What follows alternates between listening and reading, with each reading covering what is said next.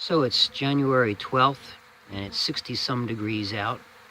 And the bees are looking for something to eat, and there's just nothing around. So I've set up a feeder for them. The feeder is pretty simple.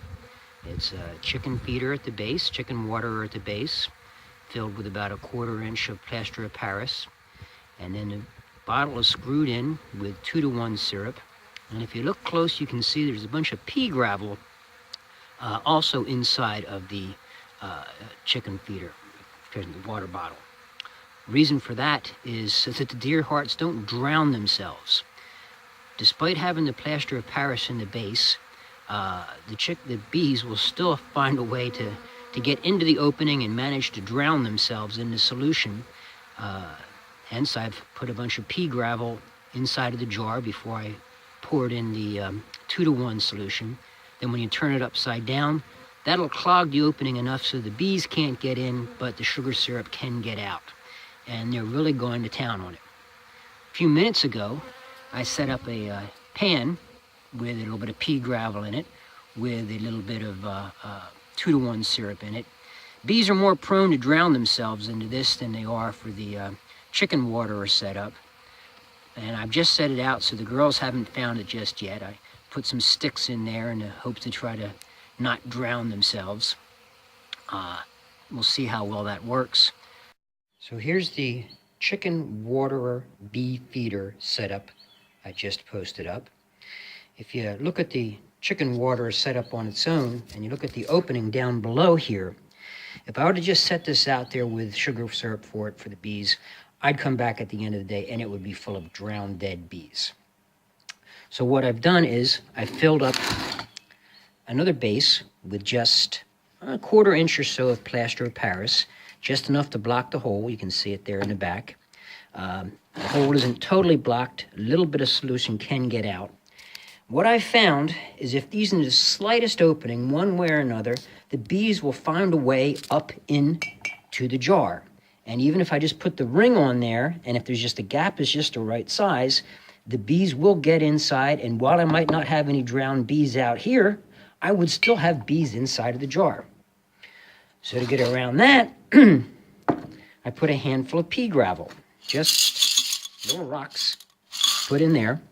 And when I pour in the sugar syrup and flip it over, those rocks will come down and they'll do a better job of blocking up that hole there that the bees normally get into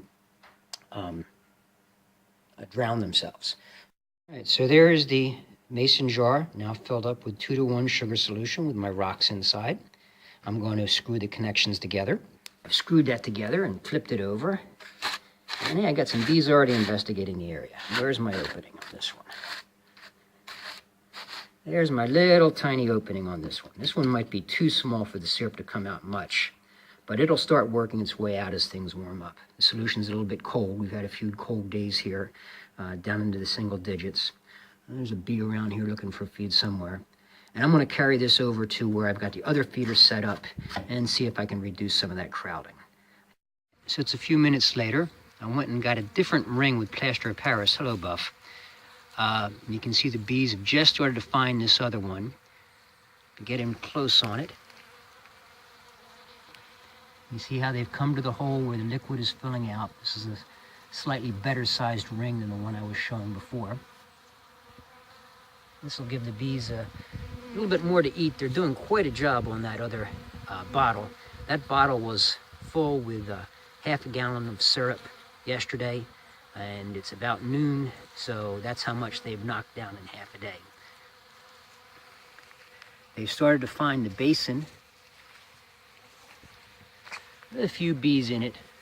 I know I'm going to have some drowned bees in there tomorrow, but they've got something to do and something to feed, and better than getting in trouble elsewhere. Chickens are helping too, doing what chickens do.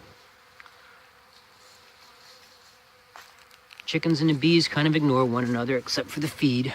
I'm happy with that. So here they go. They've got something to eat. It's 60-some degrees in January.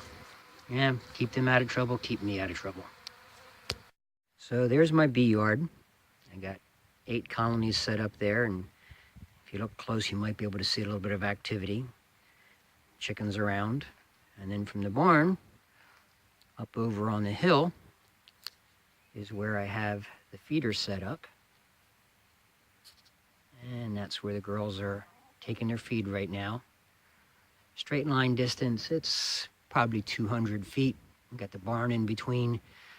The distance and the barn in between, hopefully that'll keep any robbing instincts down. I'm not too worried about it. So it's about 3 hours later since we set out the feed for the bees. The feed in the tray has been pretty much eaten, and I don't see many, if many, one or two drowned bees. Yeah, there are a few drowned bees in there. It happens with any feeder. And then the other girls. Yeah. So adding it up, they've consumed close to half a gallon in 3 or 4 hours.